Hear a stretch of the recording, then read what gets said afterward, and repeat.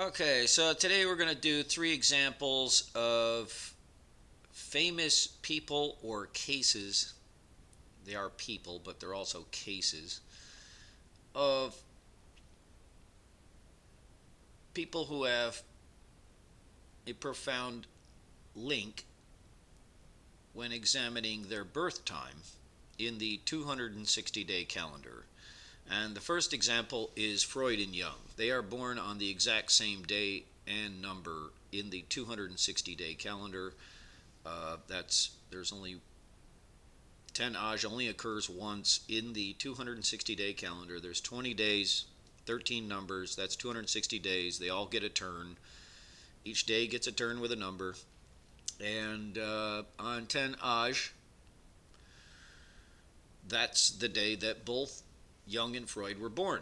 And there's very little other similarities with them. I don't think anybody could make a case in astrology for what's going on here, but certainly in the 260-day calendar, which, by the way, is the one that tracks consciousness. So we're tracking consciousness in the 260-day calendar.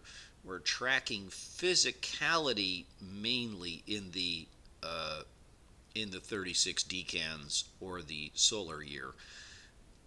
So when I describe those, I generally like to say that the solar calendar is the physical, capital P, spiritual calendar, and the 260-day calendar is the spiritual, capital S, / physical calendar, because they both do interact with both realms, but certainly one is much more primordial and has much more to do with consciousness and dreams and whatnot than the other. And certainly there is a profound similarity between Freud and Jung, and it's easily noted in the 260-day calendar, where the day of Aj is a organization day, but it's also the tendency to become to explain things, to work things out, like a good governor or diplomat would. And in the diplomacy of consciousness, what you're doing is you're looking for why, what is this guy doing? What's the explanation for this? And then maybe we can render, fair judgment or assessment and treatment for whatever person, right? This is a very important thing in human society. So I don't need to get into what these guys did, because they're pretty famous. They are commonly compared, but yeah, so even more than the fact that they were born on the same number and day, as I've said, this static image of the 260-day calendar showing how the 13 numbers go through it, 8 Bots is where the Maya begin their new year in the calendar. And one of the reasons for this is if you back to that 13 number wheel up, back to the 1 position, you'll see that it starts on the Tracina of Kot. And Kot is the day, sometimes I call it the holistic understanding of universality. So in that week is a primal intention that is universal, or it magnifies or exacerbates primal intentions. So as you can see, 2 days after the Mayan New Year of 8 Bots would be 10 Aj, and that's the day that both Freud and Jung were born, 19 years apart, 2 separate times of the year. So in the tracking of consciousness, if we were to interpret what the day of 10 Aj could translate to, in the taking into consideration the Trecina of Kant, we could say that it would be the manifestation of the diplomacy of the universal mind, or the universal humanity. The organization of the human mind would be very, as it turns out, they kind of help with that definition, because it's a very solid example, and it fits in very well there. Aj is the day of the breath of life, the rod, the staff of power. So these guys didn't just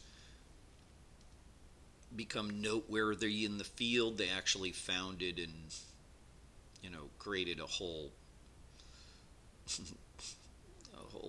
study unto themselves. But for various reasons, I don't agree with either one of them. If you take into consideration what they were studying, what they came up with, and compare it to their primordial patterns, which is actually what archetype means, right? Primordial patterns, or original patterns, you could say. These are the primordial patterns. I'll say it all the time. In the 260-day calendar, what this is tracking is the primordial patterns of consciousness. So the fact that they're both born on the same day, they end up being an example for determining just that. So Freud and Jung absolutely contributed to our knowledge of the human psyche, but there's lots of room for improvement if you apply the intention, the original intention, if you examine that primordial aspect of consciousness that they both shaped their lives around, then you get a clearer picture. So here's their decans in the solar year, the images from the Hindu source that I have. The source is Marlene Kruger's Das Indische Horoscope, which was 1971, I think. The images are very small, but there is a set of images in India. That was the only place they were ever published, but you can get these images in India. So they are there. I believe they were charcoal drawings done in a cave. But either way, very magnificent set of drawings, very clearly. Now, when we examine these drawings, we find the similarities between these time frames and the differences between Freud and Jung. So Jung more concerned with the holistic nature of human consciousness, the entire field of it, not really, he thought everything pertained to the entire field. And the symbol of the vulture and the jackal is such that when you have a vulture and a jackal, the jackal will watch the vulture watches the jackal, because the jackal has the nose and the lay of the land, and he can find things that the vulture cannot. Particularly if there's, like, say, a carcass hidden in the bushes, the jackal's going to find it before the vulture. But if the vulture finds one out in the middle of a field some distance off, the jackal can get his intelligence from the vulture and go zipping over there. And they often find themselves at the same spot, competing for that food source. But the jackal decan of Jung is a much more stabilizing influence. It's not wanting to run around with flights of fancy. But he did a good job. I don't have too much to argue with him, other than I don't think he knew the primordial origins of these original patterns. I think he would have been very fascinated by this knowledge, and he certainly would have done a lot more with it than anybody else, as far as being able to apply it in the field of analytical psychology. Now, Freud, on the other hand, he was all into the Oedipus and this whole thing, and that sexuality definitely is contained in this, not just in this decan, but in this entire section of pi in the other cycles as well. So in that little tiny slice of pie, it is absolutely present, and several sources go on and on and on in great detail about the different issues that may be caused between problems between a son and their mother, and the father and the daughter, and the problems in the family that are carried on with the children as a result of the parents' mistakes. So it's a place of maternal, it's a maternal and thing primarily, but here with goat, it does lend a male aspect to it with the seeding of the field, and the multiple talents with which to attract females. And George Clooney was born in this decan, and he claimed, I could never go into politics because I've slept with too many women. So these examples just go on and on and on. There's also a very stark pattern that I've noticed with people born in that 10-day time period. I'm speaking of May 1st through the 10th.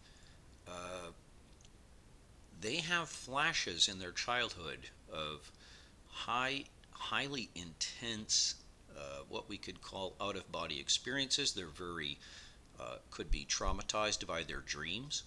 They could be traumatized by different types of things that happen to people in their sleep. So all of his fascination with dreams, Freud never knew that if he had the calendar, which tracks consciousness, and the decans, between those two, you will find the contents of every person's dreams. And I've checked this; it's extremely consistent. So the content of dreams, although sometimes are personalized and sometimes can be outside those parameters of normalcy, but for the most part, a lot of them, even some that are extremely profound, if you check the dates, it's very difficult because you have to have dates of different people keeping their diaries of their dreams. And that's the only way you can study it, and then you find the correlations there. But yeah, with Freud, a lot of the stuff that he wrote, a lot of the stuff that he expounded upon were definitely derivations of his own original pattern from his birth. Okay? Neil Harbison, I just wanted to give this example real quick. Neil Harbison is the first human being to have a functioning antenna surgically implanted in his head, and he was also born in that decan. It's a pretty specific time frame, a pretty specific example. So I like to bring that one up all the time. But that's Jung and Freud. The next example is Belushi and Farley. Now, this is a little bit different. Each one of these are going to be a little bit different, a different field. These are two guys.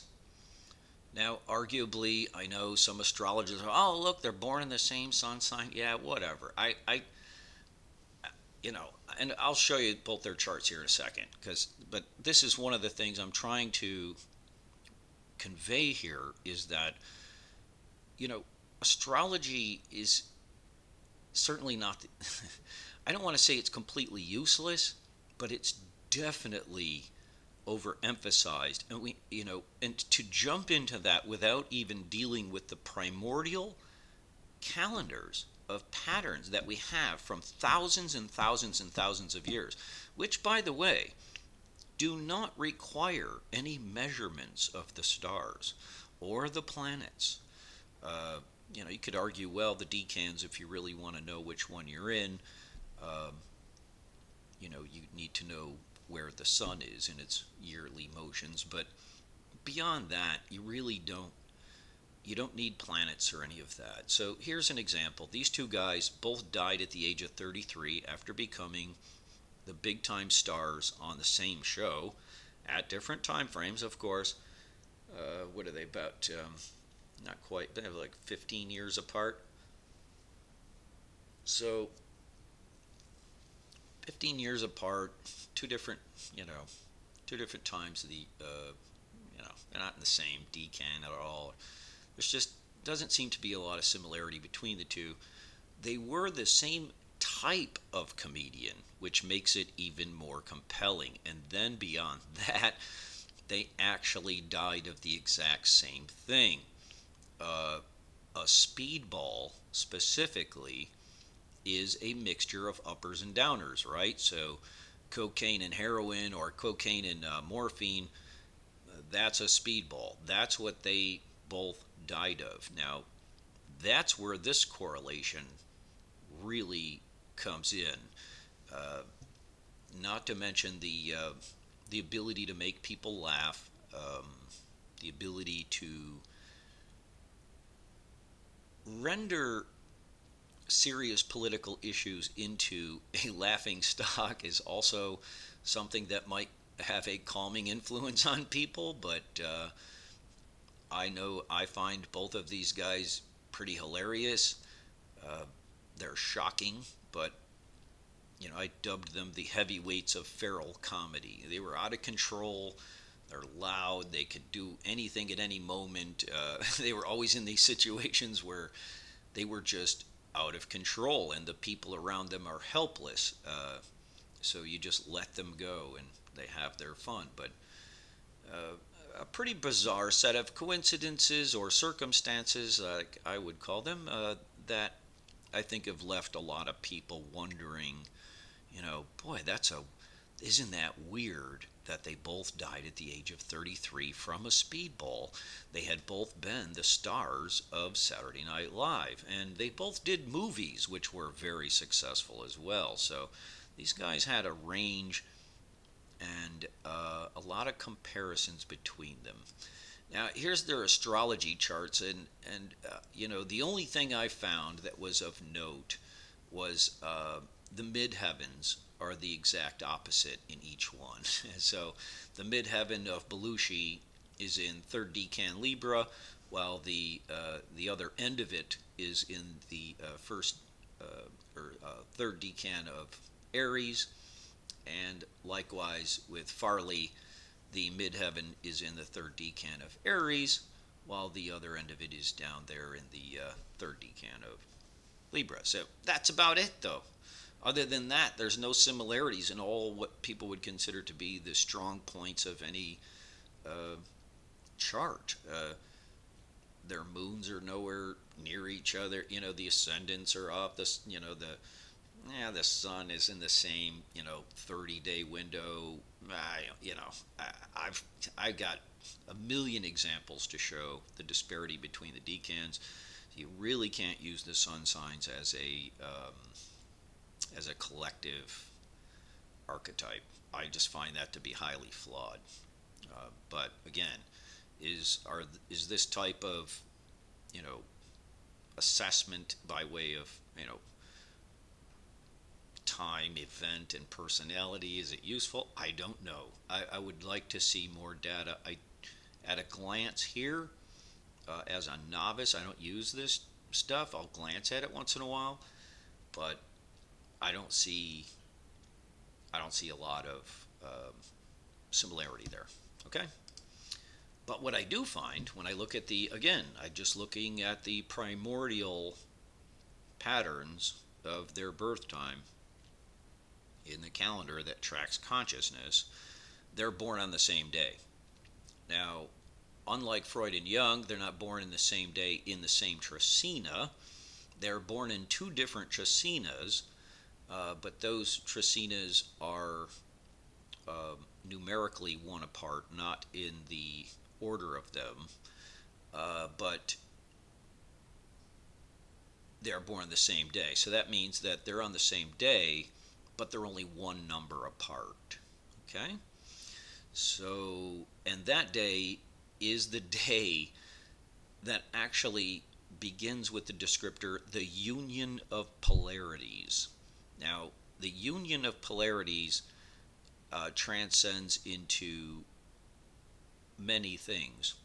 It can be a harmonization of the human family. In other words, if you have a father born on this day, he's probably going to be a very family-oriented father. It's the male aspect of the seed. The opposite, down there, Caylee, is the female aspect of human reproduction, or a lot of mammals. Another example born on T-Hawks is Harry Nilsson, and he wrote the song "Put the Lime in the Coconut." And this is about mixing the sweet and the sour to make yourself feel better, isn't it? Put the lime in the coconut, drink them both together, and then you'll feel better. So Harry Nilsson, a very gifted person in entertainment, also born on the day of T-Hawks. And here we have Farley Belushi, who mixed the lime in the coconut, and well, they might have felt better for a little while, but it ended up being a little too much, as they were, these guys were out of control. They were just a little, they were wild, and that's okay. I don't mind guys who live their life fast and loose. People who jump out of airplanes and do all kinds of dangerous things all the time. I'm not going to judge them for it, but I do find that it is interesting that at the same age and the same type of concoction that they overdosed on is and does fit that day. The other very famous person born on T-Hawks, because T-Hawks also is the lightning, the electricity, because electricity is actually a union of polarities, isn't it? So Nicolas Tesla was born on that day, which is a very profound example. I believe he is actually born on 10 T-Hawks, the same day as Belushi. But yeah, he is the manifestation day of that. So yeah, and Tesla brought electricity into everybody's homes. So that's the day of electricity. It's the day of the union of polarities. And that's an example of a very profound similarity found in the primordial patterns between John Belushi and Chris Farley. The third example is Jodi Arias and Casey Anthony. Now, oh boy, this is a very tough one for me to go through. This is a very, I'm just going to get through this example, but this day, Emosh, this glyph and this day, this entire thing is probably what I would consider to be the highest concern in humanity right now. And there's a lot of reasons for that. However, for this example, that is their common link. They are born in the same Trecina on two separate days, but they're concurrent. So on the day 6 of the Trecina of Emosh was Casey Anthony, and on day 7 of the Trecina of Emosh is Jodi Arias. These two cases are very often compared. It is a mystifying phenomenon to see how many people believe these women and how well they're able to lie. Their seeming narcissism with this escapability, or just there's a lot of things that words can't describe. I call it the gift of deception, and Emosh is the primordial aspect of it is mother's milk. It is the breast. Okay, so this is the only food you get for free in the universe, is when you're an infant and you get breast milk. As a mammal, anyway, that drinks its mother's milk, this is the only free gift, the only free meal you're going to get. After you are weaned, you must get your own. But this is still a weaning type energy, but it's also, it has a built-in gift for lying. It's like there's so many lies. I have a million examples of this day. So these two will be included when I do the entire video for the Day of Emotion. But again, we have two people who are not born anywhere near each other in the solar times, and the cases are a little different, although not entirely. One was caught pretty, you know, solidly. In other words, the Jodi Arias case, even though it was so controversial, they have an actual date. They have she did this. It's all done. She's in prison.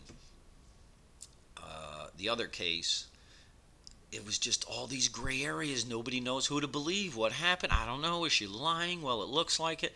Boy, she acts like this, and there was just so much discussion.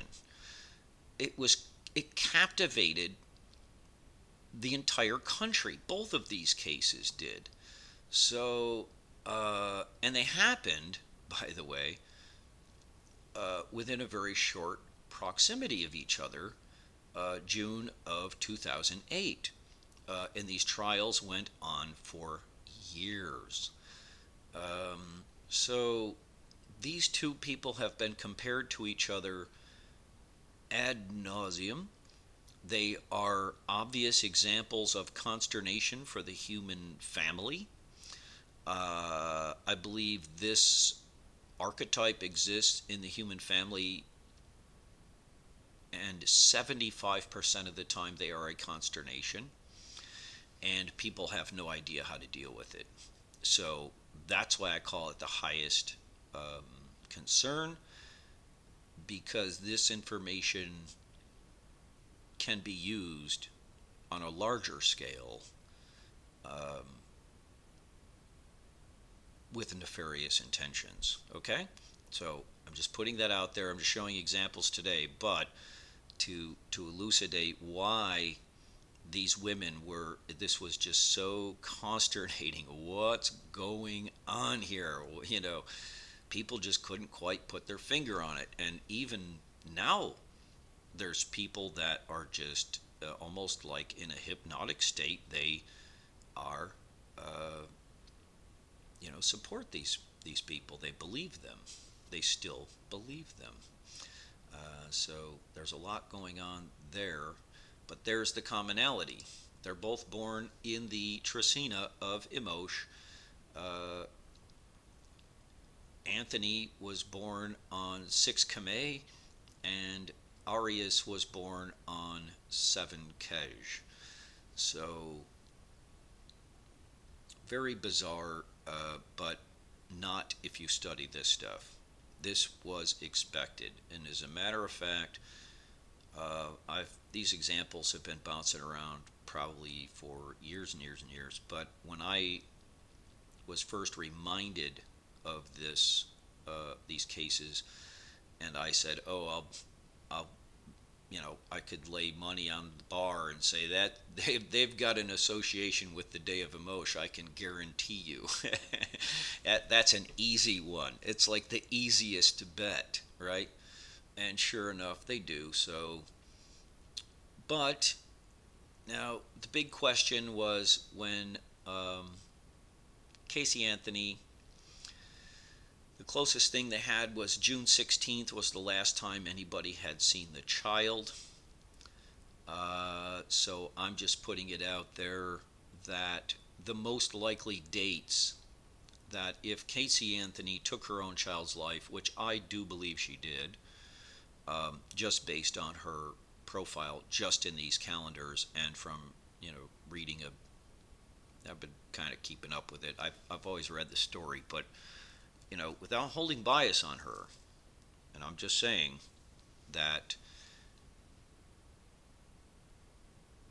I very much do think that she did take her own child's life, and she was able to get away with it. And I think that is not surprising to me, knowing this primordial pattern from which she was born.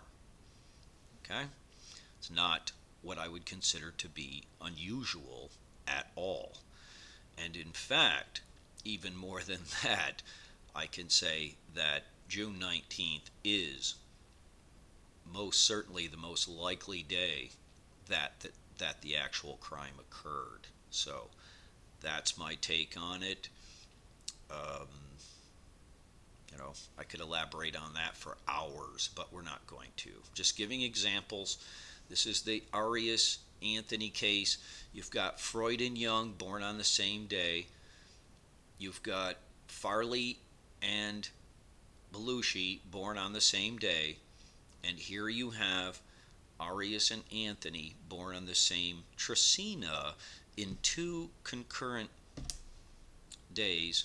I think concurrent's the right word. 2 day, 1 day right after the next, 6 and 7. That day, 6 Caylee.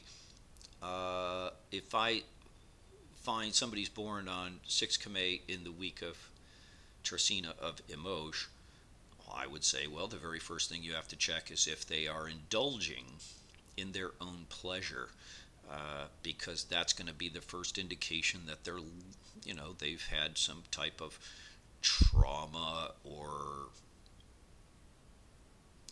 environment that has pushed them to push them in that direction.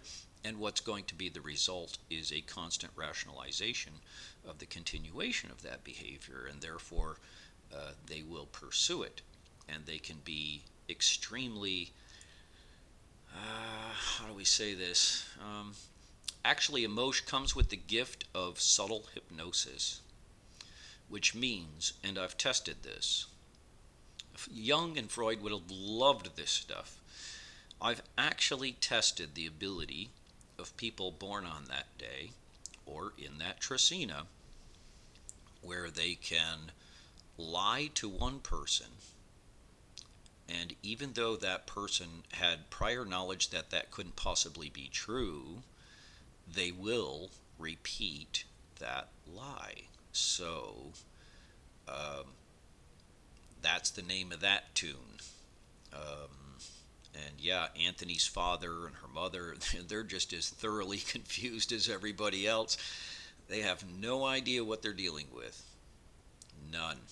And so pretty valuable information there. Could be used down the road, I would think. But there's my 3 examples. Now, I'm only touching lightly on one primordial set in this video. I do videos with the decans. When you combine these, I generally only work with 3 cycles, but I have in this image, it's my own little, you could call it a you could call it a calendar is what it is. So these are primordial patterns, and these cycles, the top one around the yin and yang symbol, are the 8 main hexagrams of the I Ching. These are 57 through 64, and they are properly placed here, outside or inside the 36 decans, and I've colorized the sun signs there.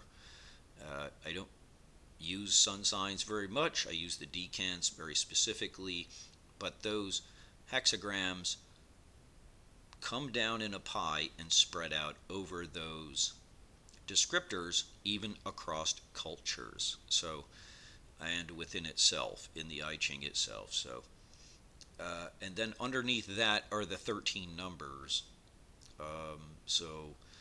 And then you have the 36 decans, and then the 20 days. So, in the 4 cycles, numerically, what we end up with is 8, 13, 20, and 36. The Fibonacci sequence is slightly different, 8, 13, 21, and 34. I think that's pretty easily explained. I think the Fibonacci sequence is a sequence that becomes obvious in the process of manifestation of primordial energies, whereas these these calendars are the primordial energies themselves. So I could easily see where the 20 goes to 21. I could also easily see where the 36 go to 34 in the manifestation, in the physicality, right? We see those Fibonacci numbers in nature, but underneath the fabric of primordial patterns that give birth to these, the once it passes that 20, you can see it starts, edging towards the life force that propels things forward. But again, the next number in these 4 cycles would be 56, right? And in the Fibonacci it would be 55. So ultimately, I don't see how they're not that far apart from each other. And in actuality, I have another way of displaying these in which the Fibonacci sequence does hold true by quadrant in the shape of a toroidal donut. So, but that's enough for today. I just wanted to show those examples and explain the primordial nature of these patterns, which are the archetypes. That's what archetype means. Jung's archetypes, he was looking for or trying to apply the original patterns, the primordial energies that shape human consciousness, when in fact, these calendars have been in existence for thousands of years, and that's exactly what they purport to keep track of, and that is what they do keep track of. And I could even use Jung himself as an example. And so there you have it. Thank you.